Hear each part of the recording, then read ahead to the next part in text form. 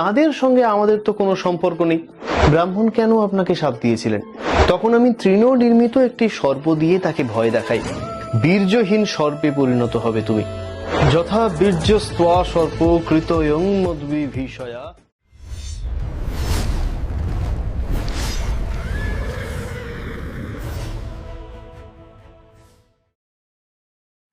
আগের দিন আপনারা শুনেছিলেন রুরু সেই ডুন্ডুভের প্রশ্নের মুখে পড়েছিল।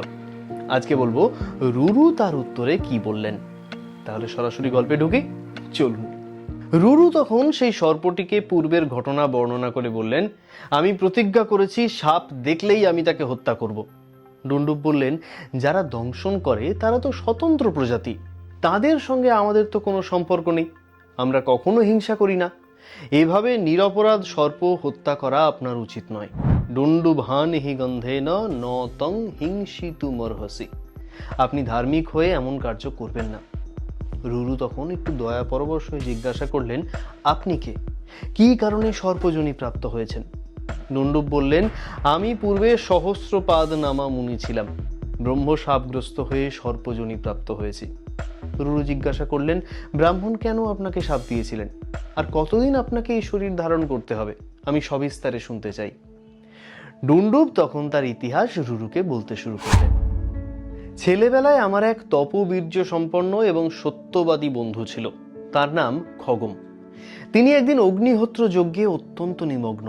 তখন আমি তৃণ নির্মিত একটি সর্প দিয়ে তাকে ভয় দেখাই। বন্ধু প্রচন্ড ভয় পেয়ে গিয়ে জ্ঞান হারিয়ে মাটিতে পড়ে যান।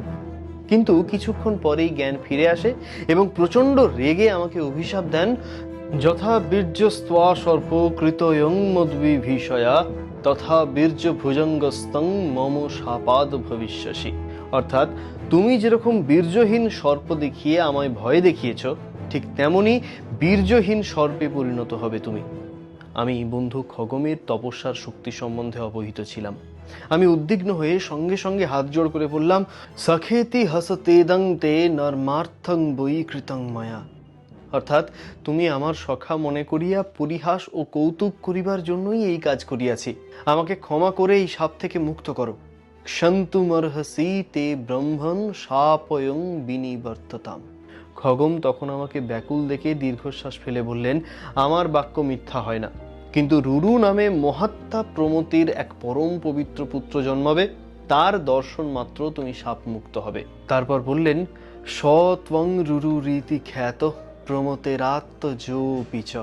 অর্থাৎ, আপনি সেই রুরু এবং প্রমতির পুত্র। আজ আমি আপনার দর্শন পেয়ে শাপ মুক্ত হলাম। এখানে আমার একটা প্রশ্ন, যদি দর্শন মাত্র শাপ মুক্তি ঘটবে, তাহলে প্রথম দর্শনেই তো ঋষি রূপে ফিরে আসতে পারতেন, কেন হলো না? এটা কি রুরুর ভুল ভাঙানোর জন্য? তারপর ঋষি স্বরূপে ফিরলেন। রুরুকে বললেন, রুরু, অহিংসা পরম ধর্ম। ব্রাহ্মণদের কখনো জীব হত্যা করা উচিত নয়। ব্রাহ্মণরা সদা শান্ত, বেদ বেদাঙ্গ বেত্তা এবং সর্বজীবের অভয়প্রদ হবেন। ব্রাহ্মণদের ক্ষত্রিয়ের ধর্ম গ্রহণ করা অনুচিত। রাজা জন্মেজয় সর্পসত্র যজ্ঞ করে সর্পকুল বিনষ্ট করতে চেয়েছিলেন, কিন্তু আস্তিক মুনি এসে সর্পকুলকে রক্ষা করেন। রুরু জিজ্ঞাসা করলেন, আস্তিক কিভাবে জন্মেজয়ের হাত থেকে সর্পকুলকে রক্ষা করলেন? আপনি ব্রাহ্মণদের মুখে আস্তিক বৃত্তান্ত আদ্যপান্ত শ্রবণ করবেন। এই বলেই ঋষি অন্তর্হিত হলেন। রুরু তখন সারা বন জুড়ে ঋষি সহস্রপাদ নামাকে খুঁজলেন, কিন্তু কোথাও পেলেন না। অবশেষে জ্ঞান হারিয়ে তিনি মাটিতে পড়ে গেলেন। তারপর জ্ঞান ফিরলে ঋষির উপদেশ বাক্য স্মরণ করতে করতে নিজের আশ্রমে এলেন এবং পিতা প্রমতিকে সমস্ত জানালেন। তখন পিতা প্রমতি তাকে আস্তিক আখ্যান বললেন। আস্তিক আখ্যান আমরা শুনবো পরের পর্বে। কেমন লাগছে আপনাদের পর্বগুলো কমেন্ট করে প্লিজ জানাবেন। দেখা হচ্ছে আবার পরের সপ্তাহে সোমবার ঠিক রাত্রি 8টায়। ততদিন ভালো থাকবেন, সুস্থ থাকবেন। তিনি দীর্ঘদিন আহার নিদ্রা পরিত্যাগ করে শীর্ণ হয়ে যান, তাও শুধুমাত্র বায়ু ভক্ষণ করে কঠোর ব্রত পালন করতেন।